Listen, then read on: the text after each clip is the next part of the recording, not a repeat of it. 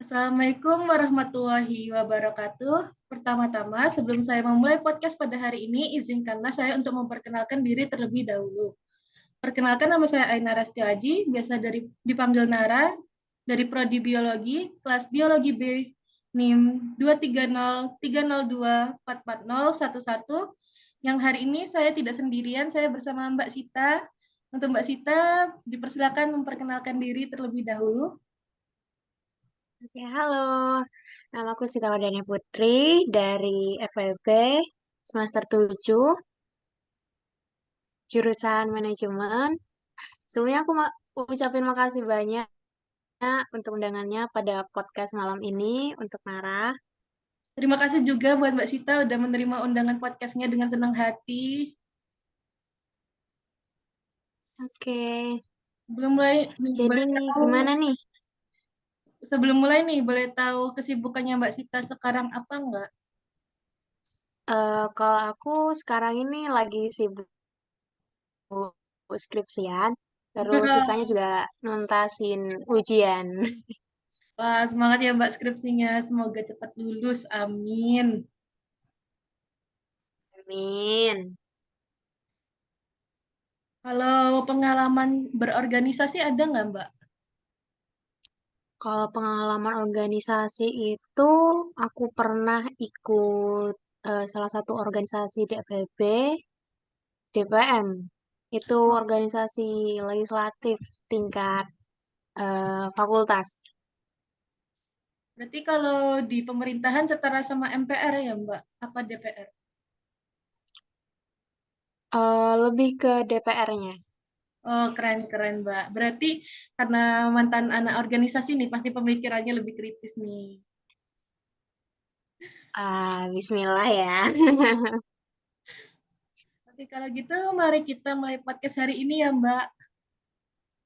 Oke, Untuk pertanyaan pertama nih, apa makna Pancasila menurut pendapat Mbak Sita pribadi? kalau buat aku pribadi itu, Pancasila itu bisa jadi landasan bagi kita atau identitas kolektif kalau bahasa perkuliahannya. Jadi Pancasila sendiri itu bisa jadi pilar bagi kita untuk bermasyarakat dan bernegara dalam menjalani setiap aspek kehidupan kita. Selain itu, Pancasila juga kan sebagai nilai luhur bangsa Indonesia yang sudah ada dari zaman dulu sampai terus berkembang sampai zaman sekarang. Intinya, Pancasila itu bisa jadi pedoman hidup bagi kita untuk menjalani kehidupan sehari-hari. Menurut aku, itu arti penting Pancasila dalam kehidupan. Berarti sebagai warga negara Indonesia nih, Pancasila tuh harus selalu diamalkan dalam kehidupan sehari-hari ya, Mbak. Oh, tentunya sebagai warga negara yang baik, tentunya harus bisa mengamalkan Pancasila. Keren nih.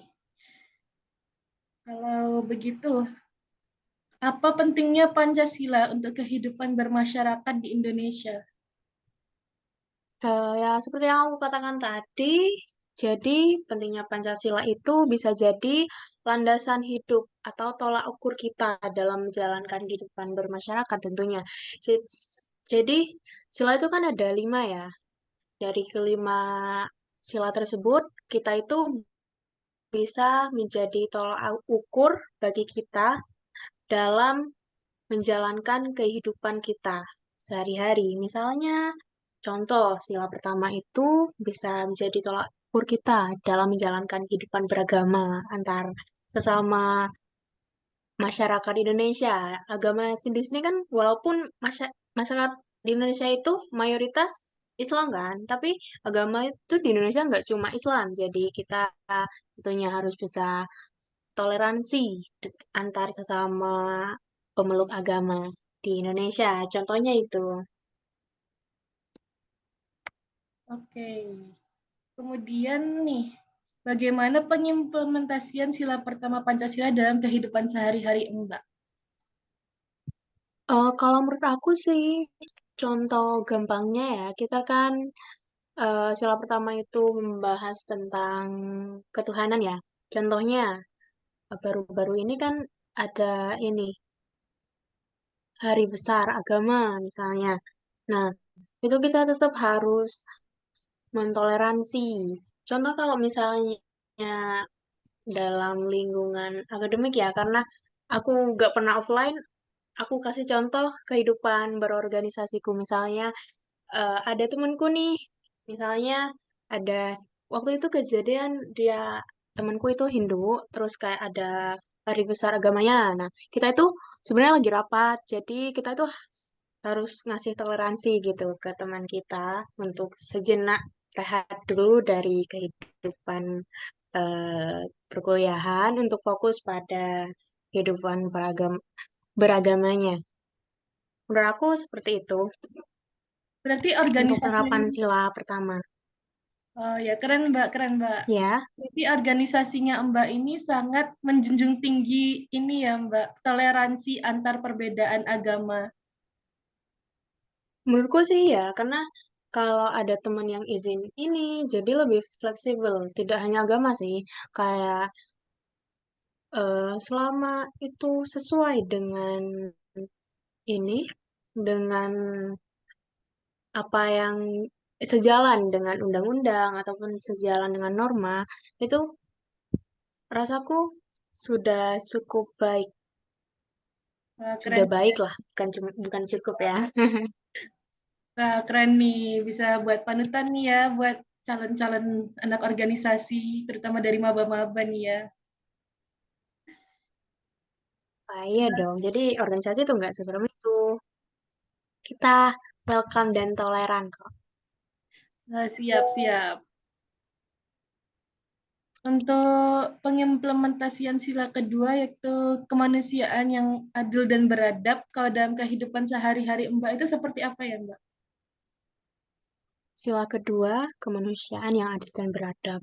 Menurut aku, contohnya itu kayak kita itu nggak mengejek atau kalau misalnya yang lagi rame ini kayak melecehkan atau tindakan-tindakan tidak terpuji seperti itu. Terus juga bisa jadi berperan aktif di kegiatan kemanusiaan yang ada di kampus maupun masyarakat di sekitar lingkungan kos misalnya. Oh ya kan, oke oke. Berarti kita tuh harus ini ya Mbak, bisa menjaga perdamaian antar sesama, harus bisa saling kerjasama juga ya Mbak ya. Iya, jadi kalau kita saling menghargai, tentunya kan kehidupan bermasyarakat kita juga akan lebih baik ya, menjalaninya juga lebih nyaman, dan tentunya juga sesuai dengan sila yang berlaku di Indonesia. Kalau menurut Mbak di kehidupan sehari-hari Mbak nih, apakah sila kedua ini sudah terjalankan belum? Apakah Mbak sudah merasa nyaman dan aman juga damai tinggal di lingkungan sekitar Mbak? Kalau selama 1 tahun di Surabaya, aku ngerasa nyaman banget sih, Kak. Dari teman-teman juga baik-baik banget, terus lingkungan kos juga menurut aku itu baik juga, dan saling menghargai. Contohnya juga dalam kehidupan eh, bermasyarakat lah di lingkungan kos ini juga menurut aku udah cukup baik. Kita itu antar sesama tetangga kos lah ya. Aku tuh pernah tarawih bareng, jadi kayak ngerasa rukun gitu. Berarti implementasi sila keduanya di daerah kosannya Mbak dari kampusnya Mbak juga udah bagus banget nih ya. Nah, ya, menurut aku udah bagus. Kita kadang juga masak bareng, main bareng. Ya Seru berarti sih menurut aku. wah, berarti persatuannya ini juga sangat terjaga ya. Nah, iya, menurut aku terjaga banget sih. Oke, pertanyaan berikutnya nih Mbak. Bagaimana pengimplementasian sila ketiga Pancasila dalam kehidupan sehari-hari Mbak? Sila ketiga, menurut aku sih kayak ini, rukun antara sesama tetangga. Contohnya ya kita tetangga kosan, aku sebaiknya rukun sama Nara gitu. Misalnya sama di samping ada Novi juga, kita misalnya baru keluar kamar, saling nyapa gitu. Menurut aku udah cukup baik sih. Berarti memang lingkungan kosan ini sangat-sangat ramah ya, Mbak ya. Ramah pendatang, ramah terhadap Oh sesama. iya dong, menurut aku sangat aman sekali. Alhamdulillah ya, Mm-mm. Mbak ya. Bisa nemu tempat yang enak. Iya, bener banget. Makanya sampai semester 7 aku tetap di kos ini. Maaf sering online sih, tapi tetap kosnya tetap terfavorit. Tuh, keren-keren. Untuk pengimplementasian sila keempat nih, Mbak. Kemasyarakatan yang dipimpin oleh dengan hikmat kebijaksanaan dalam permusyawaratan perwakilan dan permasyawaratan perwakilan. Nah, Mbak, ini sila keempat nih kan bentar lagi ada ini kan, Mbak, pemilu nih. Bagaimana cara Mbak buat ya mengatur strategi memilih pemerintah pemimpin yang baik untuk kita nantinya 5 tahun ke depan? Kalau menurut aku sih melihat dari pertama kita bisa ngelihat dari background, terus kayak lihat dari kampanye-kampanyenya, terus apalagi kan ini pemilu juga udah hampir deket ya. Kita juga harus bisa menyaring informasi-informasi yang masuk ke kita. Contohnya misalnya ada berita ini tentang paslon A gitu. Nah, itu kita jangan mudah terbawa arus dan jangan mudah percaya. Kita harus mengecek kebenaran. Apakah memang benar kejadiannya seperti itu atau apakah memang benar paslon X itu seperti itu gitu. Jadi jangan mudah terbawa arus ya. Apalagi emang lagi gencar-gencarnya nih kampanye dan lain-lain. Jadi menurut aku tetap berpegang teguh pada pendirian kamu. Pilihlah yang benar-benar sesuai dengan eh, sejalan dengan apa yang menjadi kira-kira masa depan Indonesia itu kelihatan cerah di paslon mana gitu. Kalau Mbak kan sendiri ini anggota organisasi nih, kalau demokrasi di organisasinya Mbak sendiri apakah dulu sudah terjalan dengan baik? Karena aku sudah demisioner ya, jadi aku kilas balik semasa aku masih di sana, menurut aku sudah baik kita sering mengadakan forum dan lain-lain. Kita juga karena oh ya karena DPM itu lembaga legislatif, kita juga menyediakan angket bagi mahasiswa di fakultas gitu me- menjaring aspnya. Jadi aku udah nyaman banget sih dari sudut pandangku sendiri gitu. Baik, Mbak. Berarti organisasinya ini udah berjalan sesuai dengan sila keempat, yaitu demokrasi ya, Mbak. Ya, rasaku sudah berjalan dengan baik. Karena menurut pengalaman pribadiku juga ketika kita mengemukakan pendapat, kita tuh benar-benar didengar dan benar-benar didiskusikan dengan baik. Nggak melihat background atau apapun, benar-benar dilihat dari cara kita berpikir. Seperti itu. Nah, oke, keren-keren. Kalau pengimplementasian sila kelima nih dalam kehidupan sehari-hari Mbak itu apa ya? Gimana, gimana? Pengimplementasian Halo? sila kelima, Pengimplementasian sila kelima. ya dalam kehidupan Jadi menurut sehari-hari. aku itu kita itu bisa contohnya bisa bersikap adil kepada teman-teman kita tanpa membedakan agama, suku dan lain-lainnya. Jadi misalnya kita itu kalau kelompokan ya itu gak memandang ini suku misalnya. Misalnya mayoritas itu etnisnya Jawa ya. Terus ya kan kalau dari yang luar non Jawa itu kan nggak gitu paham masalah bahasa. Nah, itu benar-benar rasaku teman-teman juga berusaha buat berdiskusi menggunakan bahasa Indonesia yang walaupun kadang masih kebawa Jawanya, tapi eh aku kan sendiri juga bukan orang Jawa ya. Jadi aku merasa teman-teman itu apa ya, toleran gitu. Ke- Walaupun kadang apa gitu gak ngerti bisa diulangin di dalam bahasa Indonesia nggak. Jadi kayak teman-teman itu bener-bener suportif banget. Rasaku penerapan sila kelima juga udah nyaman karena aku kan selama ini kan kuliah online semua ya. Jadi temanku pada alhamdulillah walaupun aku harus membuat mereka mengulang pernyataan mereka di bahasa Indonesia, mereka tetap sabar menampil. Wow, berat. Tapi aku juga ini loh, Mbak, punya pengalaman yang mirip-mirip sama Mbak. Soalnya kan dulu aku juga meskipun keturunan Jawa ya, aku lahir sama besar di Bali, terus baru pindah pas SMP. Dulu pas SMP juga aku ngerasain banget rasanya kayak Iya. kita dulu. Gak bisa bahasa Jawa, gak ngerti teman ngomong apa. Tapi alhamdulillah juga sih teman-teman suportif banget. Mau bantu Kayak pelanga pelongo gitu kan. ya benar-benar. Sekarang lumayan Iya, lah 6 bener tahun teman-teman pindah gak ke bantu banget. Jawa.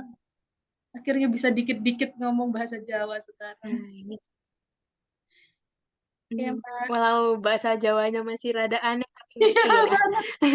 Sering dibilangin, kamu orang Jakarta ya, bisa ngambung ke situ tuh lucu banget ya.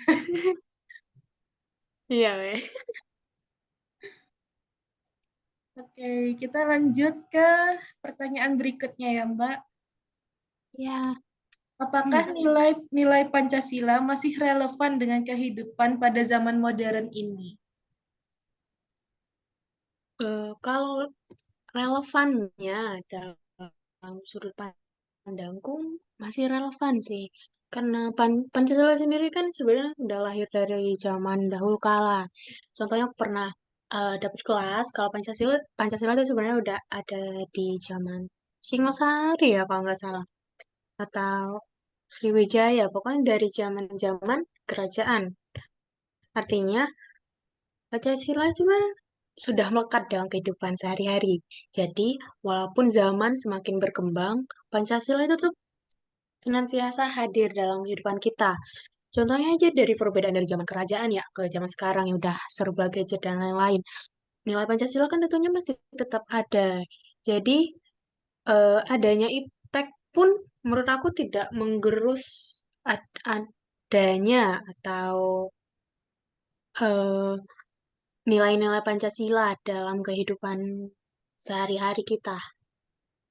Berarti meskipun zaman akan terus berjalan, nilai-nilai Pancasila itu akan terus tertanam di hati dan juga di perilaku masyarakat Indonesia ya, Mbak ya.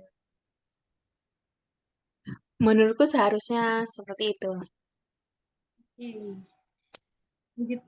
Kalau begitu, berkembangnya iptek dalam era globalisasi ini kan dapat menjadi penguat maupun perusak dari nilai-nilai Pancasila, tergantung dengan bagaimana kita sebagai individu mengolah informasi dan budaya asing yang masuk dan beredar di masyarakat.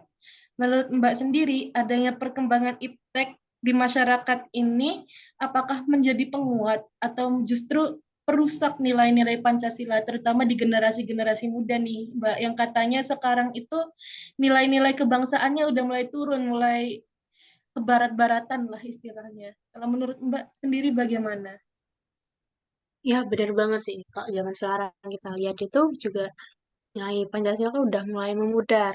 Tapi menurut aku dalam pertanyaan ini itu ada dua sisi sebenarnya. Bisa jadi perkembangan iptek pun bisa menjadi penguat nilai-nilai Pancasila.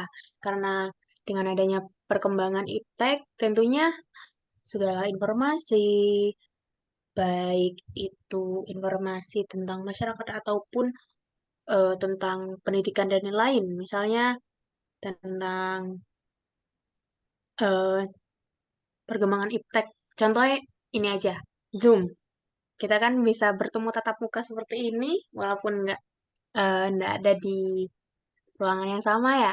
Itu Iya, kalau kita manfaatkan dengan baik, contohnya berdiskusi tentang nilai-nilai Pancasila. Berarti kan perkembangan iptek juga tentunya bisa memperkuat nilai-nilai Pancasila.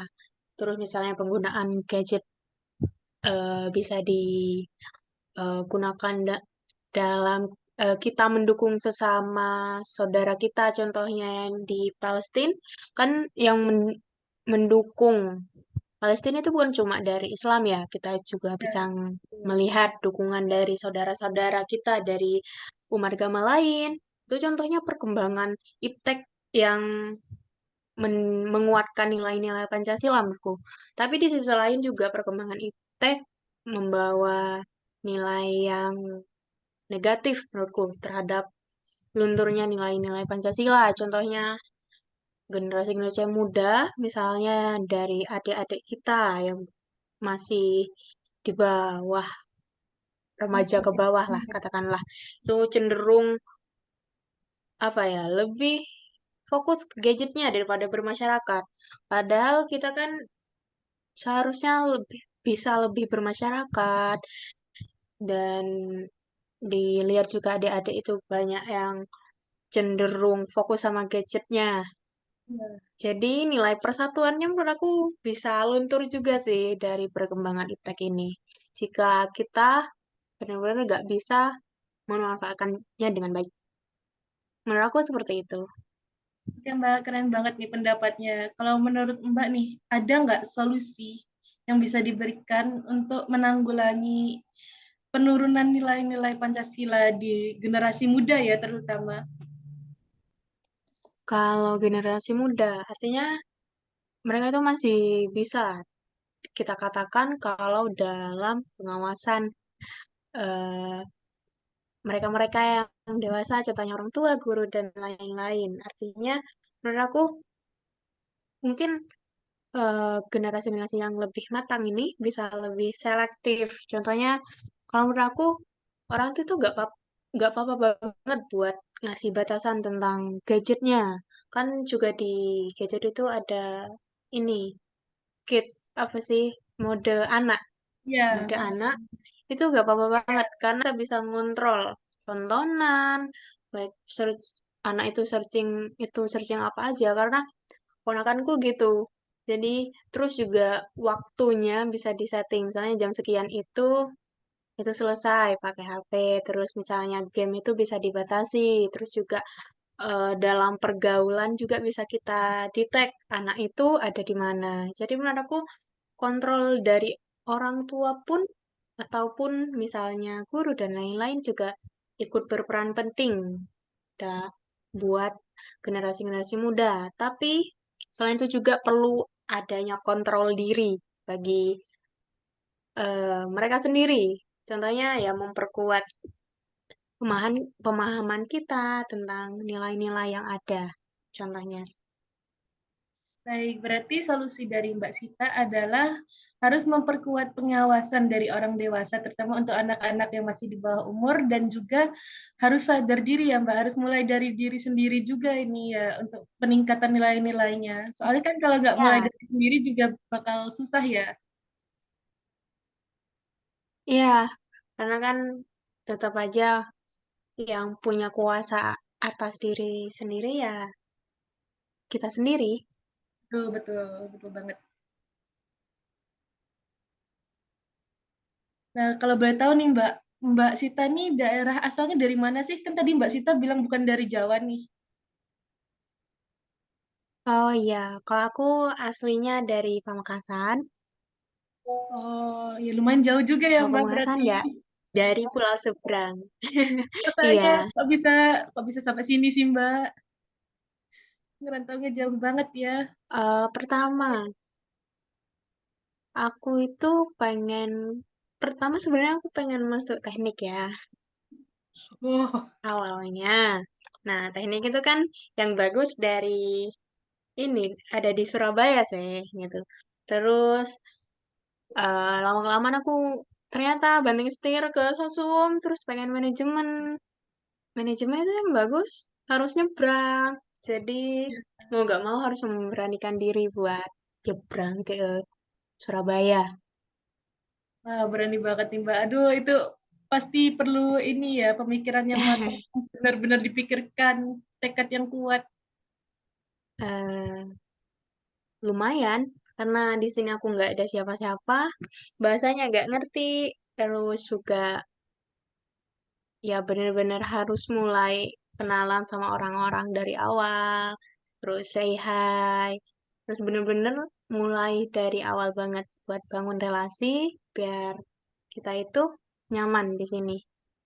Alhamdulillah menurut aku lingkungan di sini tuh suportif banget dan aku cepet banget buat adaptasi di sini. Terus teman-teman juga bener-bener banyak ngebantu aku yang bener-bener notabene bener-bener kayak 0% bahasa Jawa.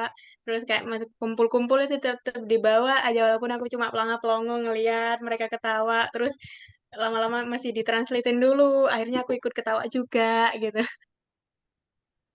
Benar-benar sabar banget sih teman-teman. Jadi salah satu yang mensupport aku bertahan di sini ya dari teman-teman Nah, itu kan menurut aku. sesuai banget nih sama Pancasila-sila ketiga ya Mbak ya, persatuan. Ah ya, betul banget nih. Salah satu dampak positif dari adanya Pancasila yang Nah benar-benar ya, sebagai sesama anak rantau beda pulau nih ya. bener banget. Eh, Kalau boleh tahu nih Mbak, di lingkungan sekitar Mbak Sita tuh ada enggak kayak budaya dari Pamekasan yang dia itu sesuai kayak menganut nilai-nilai Pancasila gitu? Yang menganut, menurut aku karena aku hidupnya di desa ya. Nilai-nilai Pancasila ini tentunya gotong royong. Kayak kita itu ada apa?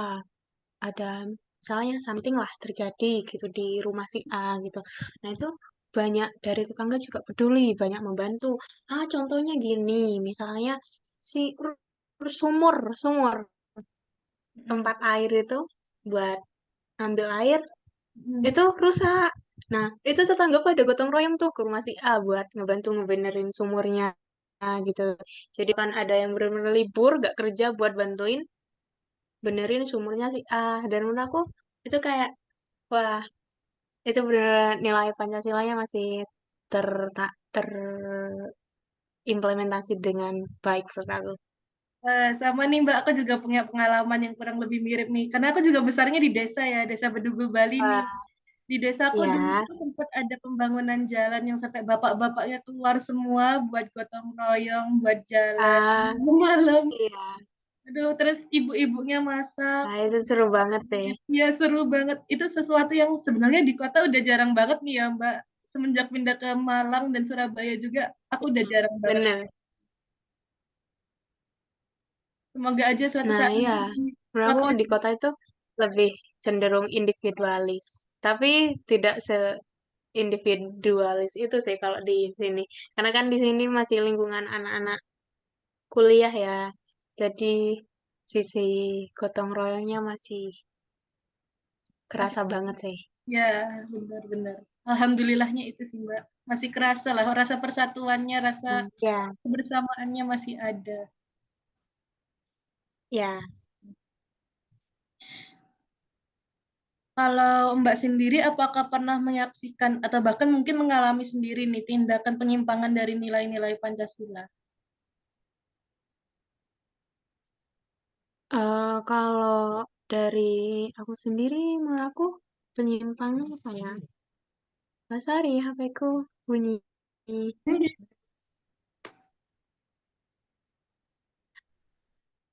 Eh, jadi ini, nya, menurut aku contohnya lebih ke penyimpangan kecil sih, kayak ada beberapa, misalnya dalam salah satu diskusi gitu, kayak anak yang toleran gitu, itu kayak kehendak pribadi dia gitu, padahal kan itu nggak mencerminkan nilai Pancasila banget sih, kayak mengatakan kayak pendapat dia itu harus dijalankan gitu.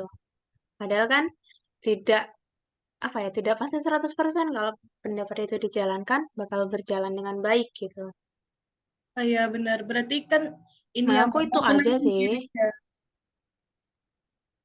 Nah, ya. Kalau Mbak Sita sendiri nih, cara untuk mengatasi hal tersebut tuh apa? Menurut aku sih, karena itu faktor eksternal ya, rada susah buat dikontrol. Jadi, lebih ke kontrol diri sendiri sih, agar lebih toleran. Jadi karena yang bisa kita kontrol dari diri sendiri, setidaknya kita itu jangan seperti itulah gitu.